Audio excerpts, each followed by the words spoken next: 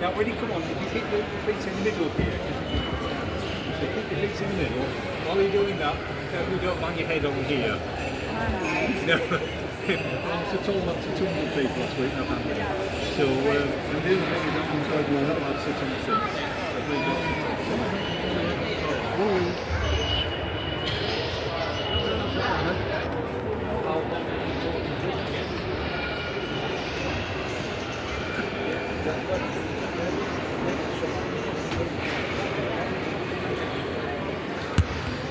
You want to come in front a bit, you go to the back, you can come in there. Yeah.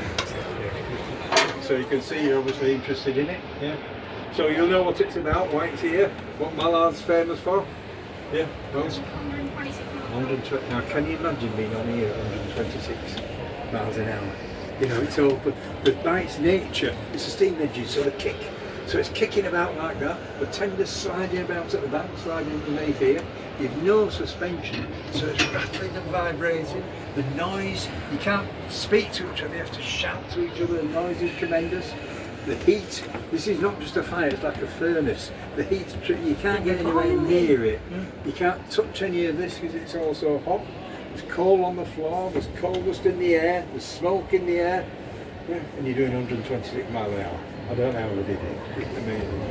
Very, very skilled men. Both of them are very skilled. You've got a crew of two, so you have a driver and a fireman.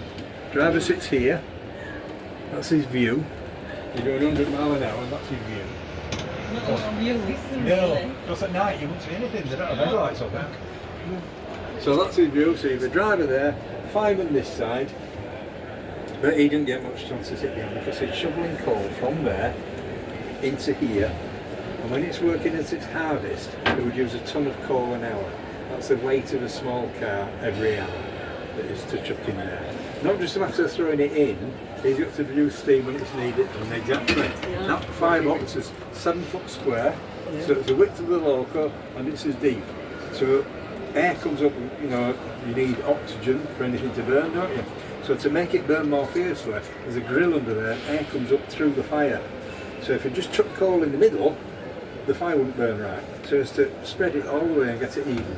So it's to tuck it around the corners here, you have to throw it to the back to make sure, and that's not easy, throwing it in there, I've tried it. And a couple of rashes on the shovel.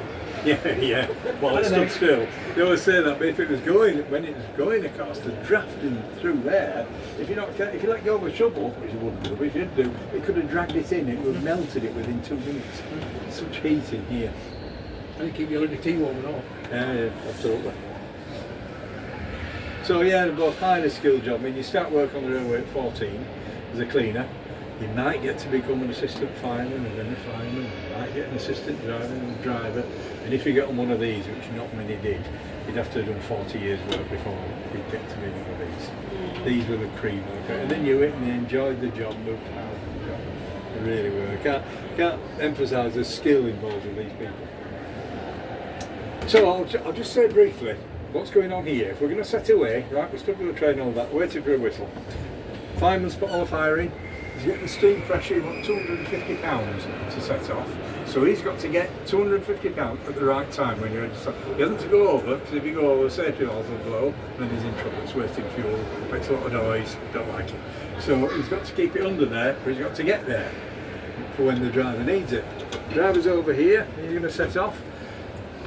Turns it full forward or full reverse, it's a few turns, it'll do the same backwards as it will forwards, and there's a scale here, you can see right now it's set on full forward, so it's being left like that on full forward. You'd open the drain cocks, leave it for a bit and then close them. What that's about is steam in the cylinders. If you stood still it can condense into water. If you set off with water in the cylinders, it could wreck the whole engine. You're not going anywhere. No. So you have to let it out, start off again. Let the brake off, blow the whistle, ease out the regulator slowly, it weighs 102 tonnes, but it slips at the slightest thing.